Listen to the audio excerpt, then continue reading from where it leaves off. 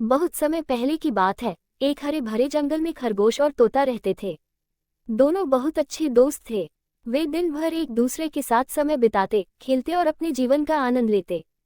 जंगल में एक बड़ी नदी, घना पेड़ और सुंदर फूल थे, जहां वे अक्सर जाते और अपनी खुशहाल जिंदगी का लुत्फ उठाते। खरगोश अपने तेज दौड़ने के लिए जंगल में प्रसिद्ध था।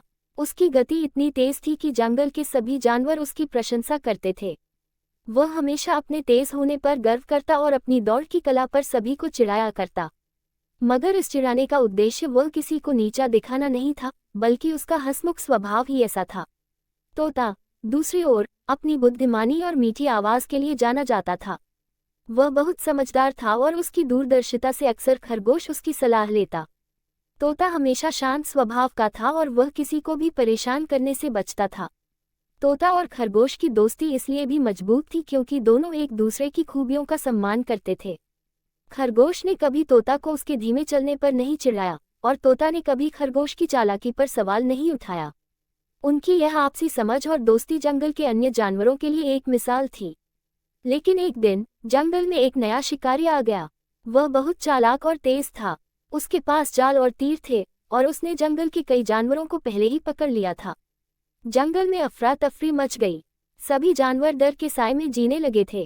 खरगोश और तोता भी चिंतित हो गए, क्योंकि शिकारी ने उन्हें भी पकड़ने की कोशिश की थी, लेकिन वे अब तक बचते आ रहे थे।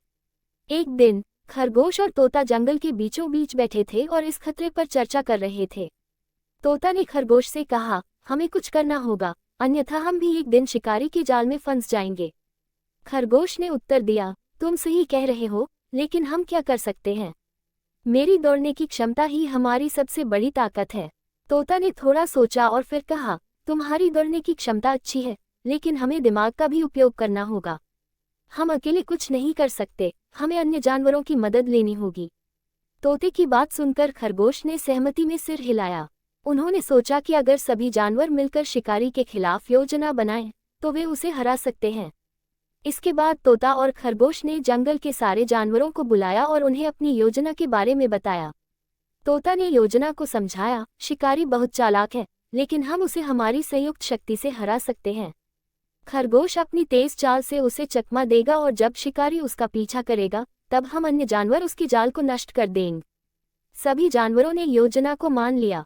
अगले दिन जब शिकारी जंगल में आया, तो खरगोश ने उसकी नज़र में आने की कोशिश की। शिकारी ने तुरंत अपने जाल को तैयार किया और खरगोश की ओर दौड़ा। खरगोश अपने तेज पैरों से दौड़ता चला गया और शिकारी ने उसका पीछा किया।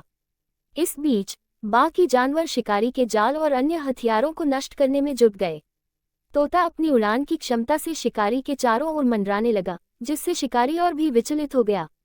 शिकारी ने कुछ देर तक खरगोश का पीछा किया, लेकिन खरगोश इतना तेज था कि वह उसे पकड़ नहीं सका। थककर शिकारी ने हार मान ली और जंगल से बाहर निकल गया। इस तरह तोता और खरगोश की समझदारी और संयुक्त प्रयास से जंगल के सारे जानवर शिकारी से सुरक्षित हो गए। उस दिन से पूरे जंगल में तोता और खरगोश की तारीफ होने लगी।